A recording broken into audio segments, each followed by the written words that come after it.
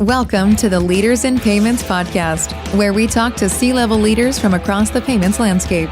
We'll be discussing the products and services that impact the payment space today, as well as trends and predictions for the future of payments. We will also hear stories from our guests about their journeys to the top. The case we make, which I think is often a very salient point in wins, is we are more than software. There are a lot of great technology providers out there serving the same segments of the market that we do. But I think one of the things that we bring along is tremendous know-how and experience that can allow our clients to leverage the technology along with the third-party data sets that we recommend or the data sets that they can procure internally, and how to employ those to drive better processes and better decisions.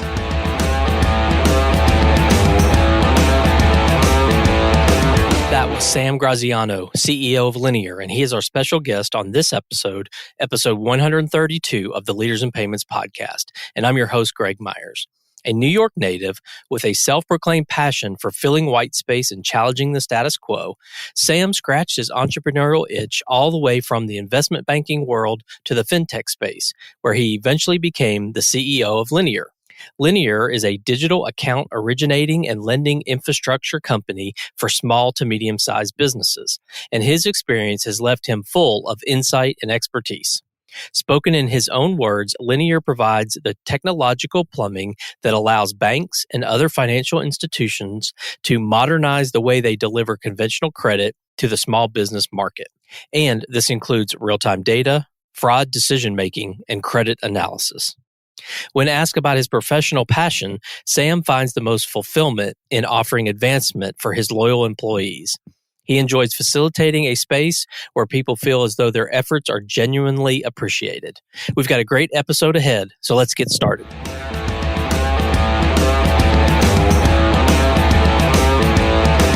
Hi, Sam. Thank you for being here, and welcome to the Leaders in Payments podcast. Thrilled to be here, Greg. Great. So let's dive right in. If you don't mind, tell our audience a little bit about yourself, maybe where you grew up, where you went to school, where you currently live, a few things like that. And we'll jump into your professional background in a minute, but maybe just a little bit about yourself first. Sure. Born in New York City, grew up in New Jersey, went back to New York City for 20 years, where I spent my formative years of my career. My first part of my career was in investment banking and corporate finance, specializing in helping banking, lending, and other financial services companies around mergers and acquisitions, corporate finance in terms of raising capital for their businesses and other things that are strategic along those lines. Did that for almost 10 years, developed a very strong expertise in those particular verticals. And I think after 10 years of any career, I think people start to realize, is this for me long term?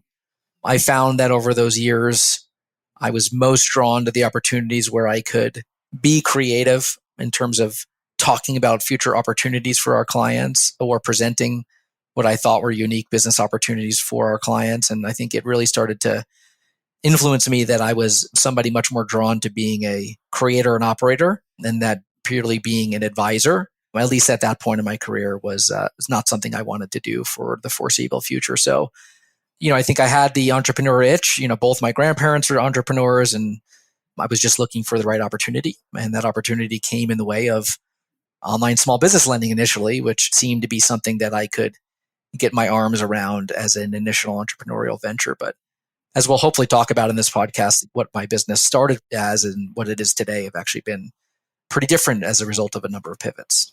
Okay. Well, let's dive in and talk about the company. And is it Linear or Linear FT, or which is it? It depends on your preference. Linear Financial Technologies is the formal name of the business. There are other companies in different ecosystems and markets that also use the name Linear. I think we'll use Linear FT at times to make sure that there is a very clear differentiation. But for the most part, internally and with our clients, we use simply the word Linear. So let's roll with Linear. Let's roll with that. So tell us about Linear. What do you do there?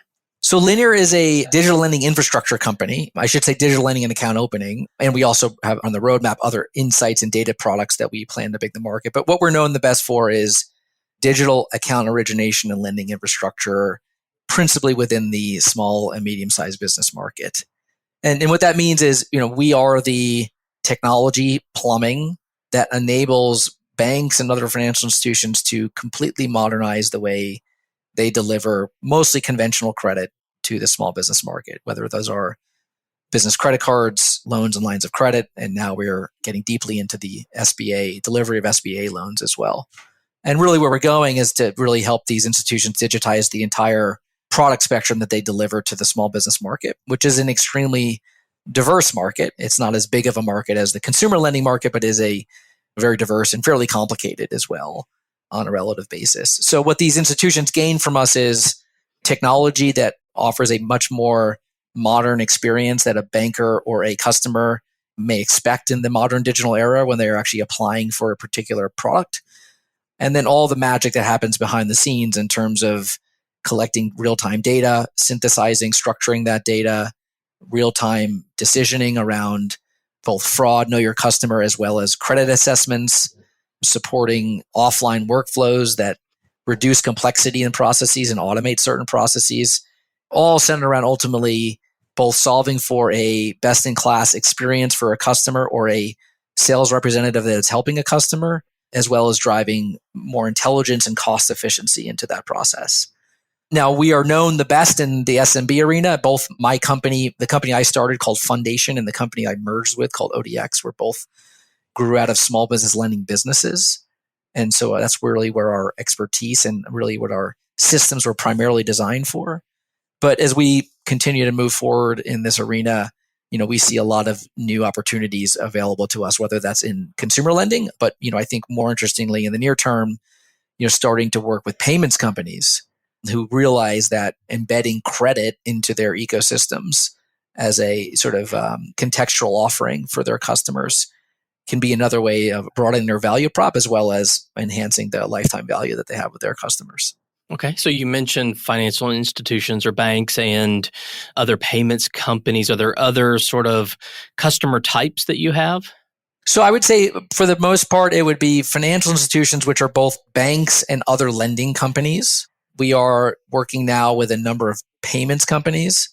And I think that the other market for us is what I would broadly characterize as captive finance companies, which are manufacturers who may have their own lending arms that want to be able to also modernize and digitize.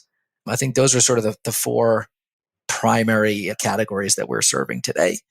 That said, we have recently launched a machine learning driven fraud detection platform, which could have applicability across really any business that is serving, small and medium-sized businesses in particular, that cares deeply about fraudulent transactions and financial crimes.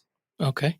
So within the banking space, there's mega banks, regional banks, community banks, credit unions. Do you serve all sizes of financial institutions and banks? We do, but I would say our sweet spot today is, at least using the banking market as a proxy, regional and super regional banks, right? Which I would generally say are, just if using asset size as a proxy, on the small end, $7-8-ish billion of total balance sheet, and on the large end, $300-400-500 billion of balance sheet. The national banks, we do have clients that are national banks. I would say, though, that national banks tend to in-house more of their fintech agenda. They have the financial resources to do so and are doing so. And clearly, I think JP Morgan is an example of that. B of A is an example of that as well. But the super regional banks, they also have tremendous in-house resources, but it's not as if they can tackle everything internally. And I think they also generally appreciate the benefit that you can get from a relationship, a vendor relationship with us, just given the agility we provide, the ability to support rapid release cycles, but also we're more than software. One of the value props that we've got is the insights that we help our clients build inside of the software to help them make better, faster, smarter decisions. Okay. And how do you go to market? Do you have a direct sales team or do you go through partnerships or both?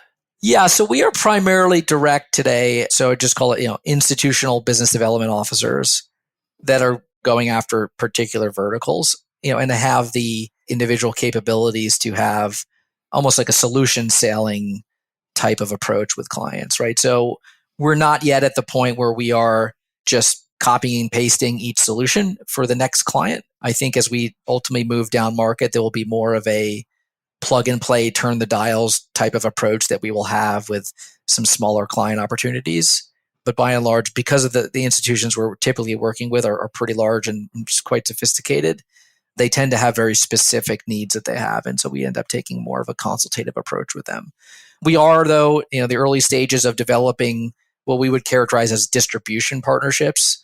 The idea that there are institutions that have relationships with hundreds or thousands of financial institutions who would be able to resell our technology into the relationships that they already have. That's probably a effort that we will kick off in the back half of 2022.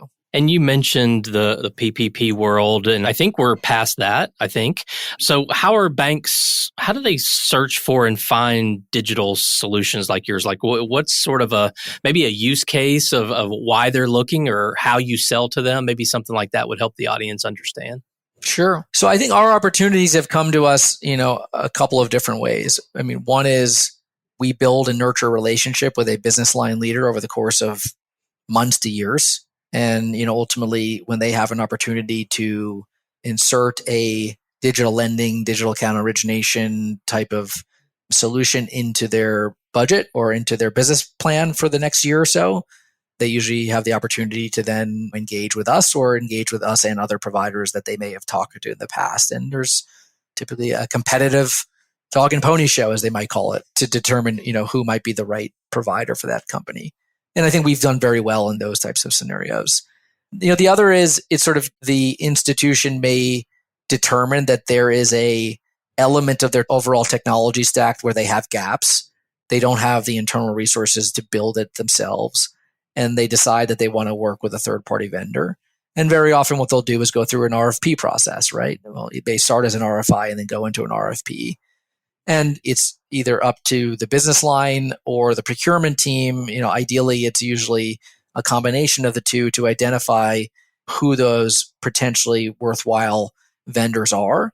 And they are invited into the process. And then there's effectively a competition there, both by virtue of just written responses to many questions that these institutions have, and then often an opportunity to actually present and make your business case to both the business line leaders, the procurement teams, and usually the IT teams as well. And one of the terms that we often hear is open banking and the open banking revolution. I mean, do you feel as though you sort of fit into that revolution of what's going on in the open banking world today? We do, for sure. I mean, I think with every client implementation we have, we are always developing interoperability with whatever their existing systems are. Now, the challenge often becomes some of our clients don't necessarily have systems that can be more open architecture like that. And you have to find workarounds. I think many of the legacy systems out there, and I don't use legacy in a negative word at all. I just mean that they've been around a long time and they're very well entrenched in the industry. It's rare that those platforms are as open as you'd like them to be or you'd think they would be at this point.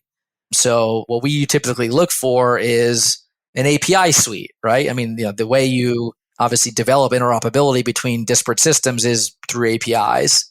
We will often either build new ones into those that our clients already have, or we reuse ones that we've already developed in the past. But many of the legacy providers that maybe are serving as core banking or core operating platforms for these institutions don't often have those, or they're sometimes reticent or reluctant to give them. So I do think there's still a lot of room for improvement, in particular in the area of the world we serve, which is in lending and account opening, where the various systems that play their role in that regime for the banks in particular, they have more room to improve and more room to be willing to collaborate before I think we can truly allow open banking to take hold there. Okay. And what would you say differentiates you from your competitors out there? Yeah, look, I think what the case we make, which I think is often a very salient point in wins, is we are more than software. There are a lot of great technology providers out there serving the same segments of the market that we do. But I think one of the things that we bring along is tremendous know-how and experience that can allow our clients to leverage the technology along with the third-party data sets that we recommend or the data sets that they can procure internally, and how to employ those to drive better processes and better decisions. And that's usually taking these institutions into new territory at times, which requires a series of interactions with not only technology professionals, but also risk professionals inside of these organizations. And I think our ability to really help them think through those things and leverage some of the specific methodologies that we've used for our own benefit in the past often get adopted by our clients. So, I think we take a much more consultative approach than most software vendors do. And I think it's paid dividends, for the clients that have decided to go that route with us. I think, those are one of the main differentiators. The other, on the tech, look, everybody in fintech thinks their tech is the best. I think we're very proud of ours. We know it's built on the most modern design principles in terms of how it uses cloud computing, how it uses microservices, sort of all the things you'd come to expect of a modern SaaS provider. And so, I think that speaks well too when people are much more focused on how is the tech architected, as opposed to, hey, I like the idea that you guys are a value add provider, but I'm just much more focused on the tech. We compete well there. We compete extremely well there as well. Okay. And I think we have a great understanding now of what you do and the markets you serve and everything. So maybe talk about how you got here. So maybe a little bit of background on the company and kind of you talked about it a little bit, but maybe how the companies came together to form Linear. So I started a company called Fundation, which actually still exists as really a finance company. I started that company with a co-founder about 10 years ago, actually. So we were pretty early into the fintech scene. At the time, a lot of what was happening in fintech, at least what was visible to the outside world, was digital lending and online lending. And so we were one manifestation of that. We felt that bringing data and modern technology to the small business market would allow small businesses to access better products at better prices than they have historically. Not all of the premises that we went into generation one of our business model turned out to be true. Many of them turned out to be incorrect. And, like any good entrepreneur should do, is listen to that and change. And we went on through a series of pivots along the lines. I think the most important one was realizing that what we were creating could really be repurposed as a service to banks and other companies to allow them to modernize the way they deliver capital to the small business market was the most important, I think, pivot that we ultimately made and really what defines our business model today. Along the way, my company, Fundation, we were competing with a company called ODX, which was a wholly owned subsidiary of On Deck Capital. On Deck Capital is now owned and was purchased by Enova. But we would compete with ODX quite often. We gained some respect for each other. And, I think in many areas of enterprise software, you often realize look, hey, rather than beating each other up, can we be a better enterprise by combining? And that's what we decided to do. And we did that, negotiated that over the course of last year, and then ultimately closed that in February of this year. And at this point, it's gone pretty well. Mergers are always hard, but it's gone overall pretty well. We're very happy with the strength of our combined client base, and we're very happy with the continued strong pipeline that we have of clients coming our way. Great. Well, let's talk a little bit now about the future. Maybe two things I want to make sure we cover is sort of where you see things headed for the lending environment for small and mid-sized businesses. So first question is sort of where do you see that headed in the next couple of years? And then I also want to touch on sort of embedded finance, and you mentioned that earlier, so I want to circle back to that. But first, let's talk about where you see sort of lending for small and medium-sized businesses headed in the next couple of years. Yeah, I would make two broad points. I think one, believe it or not, I think it's going to head more so and stay within banking. And the reason I say that is I do think that many banks in particular realize that the small business customer is a very valuable customer for the institution.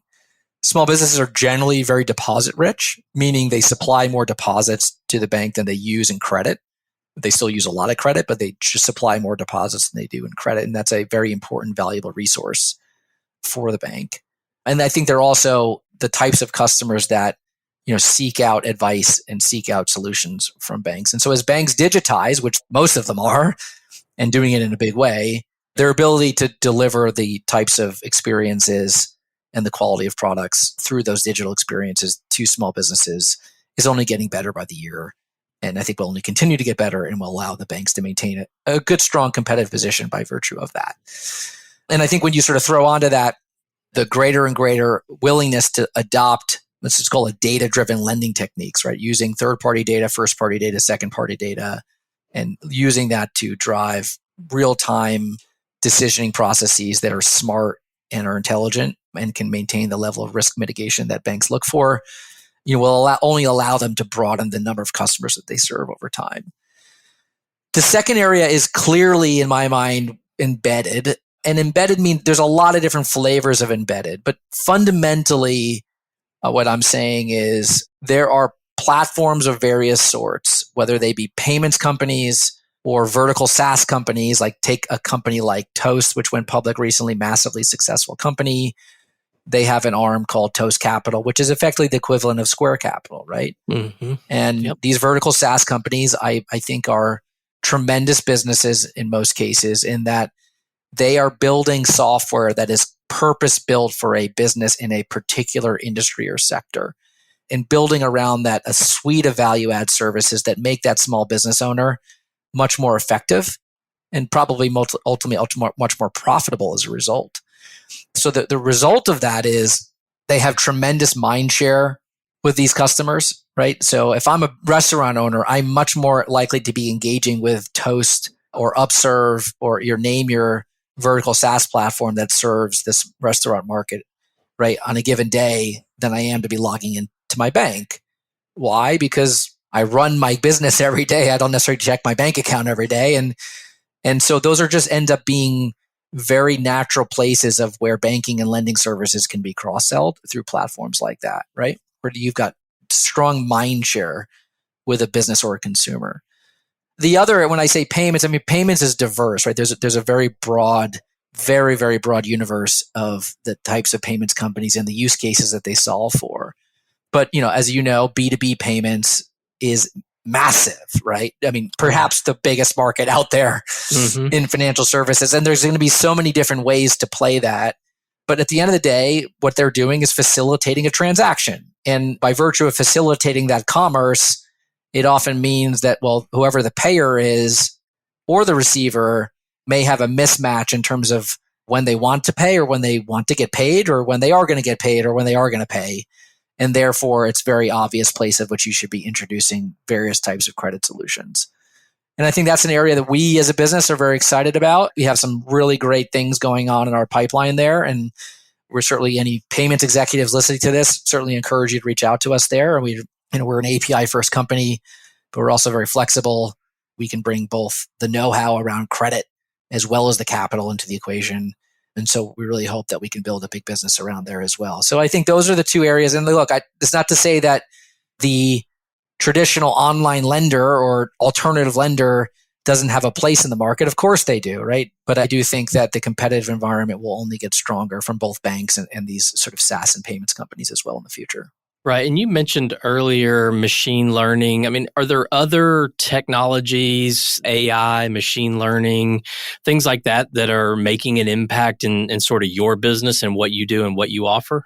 Yeah, look, I think a few things, come to mind. I mean, one is the availability of data, right? So machine learning, AI, whatever you want to call it on that given day, right? Or any type of advanced analytics is worthless without data, right?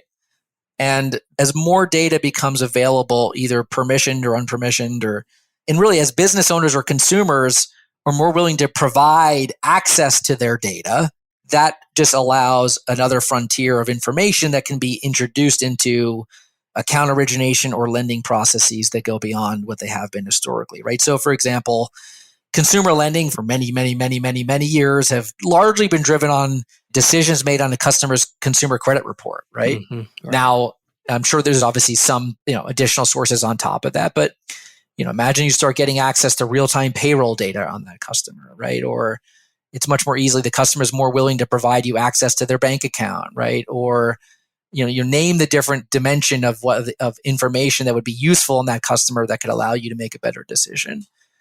And that's happening little by little. It's happening little by little because, more of these data pipes are being developed.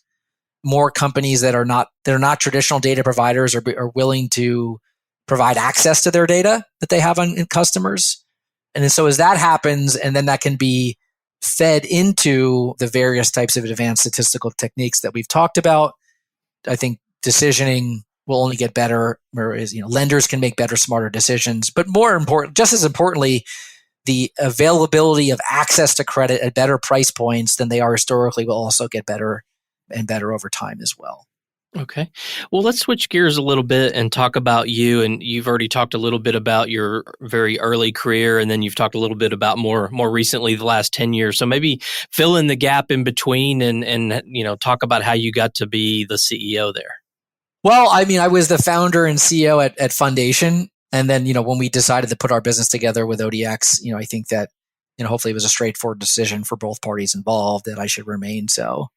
So I think that was sort of a pretty simple thing. Now, that I will say is the journey for me as a CEO, I mean, before this, I was an investment banker primarily for 10 years. And, an investment banker, you get exposure to a lot of CEOs, right, through different transactions that you work on and meetings that you have with clients. And that's an incredible learning experience, but it doesn't necessarily teach you how to be a CEO. And that was something that I think I've had to learn over time. But moreover, I've had to learn it in different ways over time. It's one thing to be CEO of a 10-person organization. It's another one to be one of a 50, and it's another one to be one of a 200-person organization in terms of how my role has changed. And I can't say for sure that I got it right. I'm actually positive I didn't get it right all the way, all the time.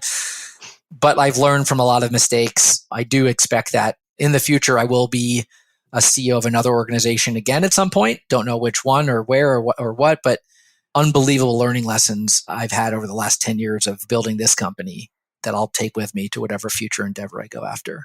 Great. So what are some things you're passionate about? So maybe one work-related thing and one personal thing that you have a strong passion for.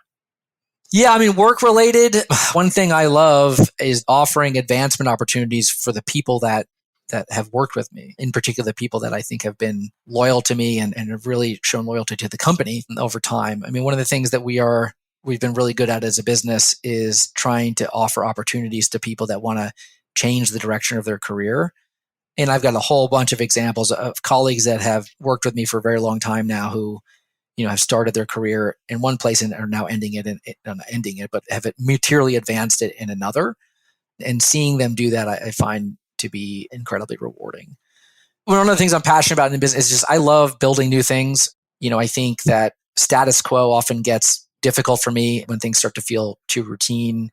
I do love trying to fill white space, for the business. And I think that's one of the things that has certainly connected very well with me in terms of why I was drawn to entrepreneurship and why I will likely remain an entrepreneur for most, if not all, the rest of my career. Outside of work, I am, passionate about my children. I'm sure that's a lot of people would say the same thing. I have young kids, and I think that when you have young kids, I don't know if you do, but anybody who does, it's hard to find time for anything other than that when you're not working. Very true. And also learning how to be a good father and be a father that instills the right values and whatnot in my children. And it's certainly also been an uphill battle.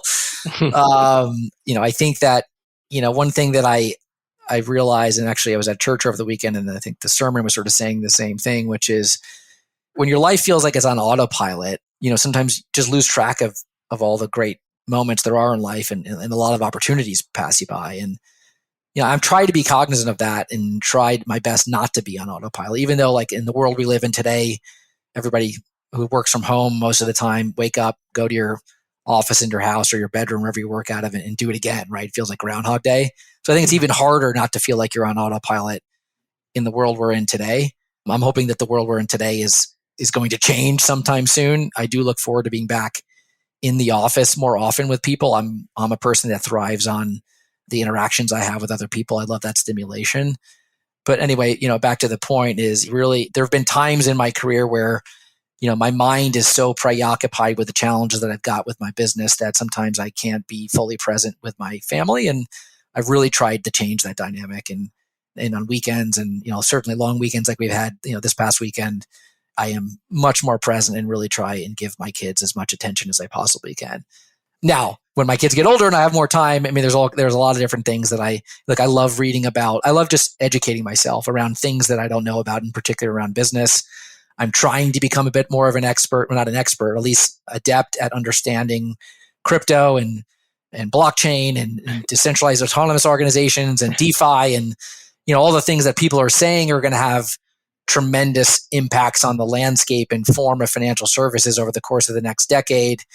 I'm trying to sort through the noise as to, what's real there and what's not. But that's those are the types of things I like to do when I have time, is try and understand business issues that I don't understand at this point, and just to continue to better myself. Well, if you figure that out, will you let me know? I will. And, I tell you, if there's payments people listening, I'm sure everybody has very strong views on this, but I'm trying to get to the bottom of, I totally understand the value of these protocols, blockchain technology, and all the protocols that are supporting crypto in terms of how they can change, how financial services in particular are delivered. But what I can't get my head around yet is, why does the underlying token have to have value that fluctuates so much? If really what we're talking about is a paradigm change in the underlying technology, I can't get my head around quite yet around the ultimate value of the token itself. So I'm waiting for somebody just to break that down for me really simply. And if you find that, please let me know. I will, and vice versa. Definitely. So one final question, and you kind of talked about this a little bit in your passion for seeing people that you work with succeed, but I always like to ask this because I think we get a lot of unique perspectives. But when I came out of college, of course, there was, it was many, many years ago, payments wasn't what it is today. And even when I started in payments, 15 years ago, it's not what it is today. I don't even think the word fintech existed. But, today kids are getting degrees, or at least taking courses around fintech. What would your advice be to them? Someone straight out of college wants to have a career in fintech. What would you tell them to do to be successful today? Well, first of all, the fact that curriculums are changing around that, and people can actually, either minor or major in that type of category is really phenomenal, because it just tells you that at least some institutions are changing what they're teaching people to be successful in the modern age. And I think that's an awesome thing. I wasn't even aware that was happening. So I think I would say one of the regrets that I have is not seeing enough different things to ultimately really decide which specific category of the economy, or if even just within fintech necessarily, for somebody that's studying that might want to go in. Because at the end of the day, the world is hyper competitive, and in a hyper competitive world, in order to be successful, you often have to be fairly specialized. Now, it's very easy to end up specializing in the sort of the first or second opportunity that comes your way, right? But if you can find means, whether it's just through your education process or your curriculum, or in the early formative years of your career, to make sure you can see a lot of different things and then decide really where you want to go 2 feet in, that's what I would tell any young person. Nobody told me that, and I'm not complaining about where I am at all. I think I made some decent decisions along the way, and very happy to have been an entrepreneur, and our business the future is very bright for our business, and all that has been a fun ride. But it's often hard not to just reflect back and say, maybe I would have gone into payments, or maybe I should have gone into neobanking or whatever, right? And, I think I started with lending, was very obvious, and continued down that track. But I think anytime somebody has a chance to either take a step back and or just have the opportunity to see a lot of different verticals and maybe even roles within verticals, I think it'll just allow you to make better choices later. Because look, your career is long, right?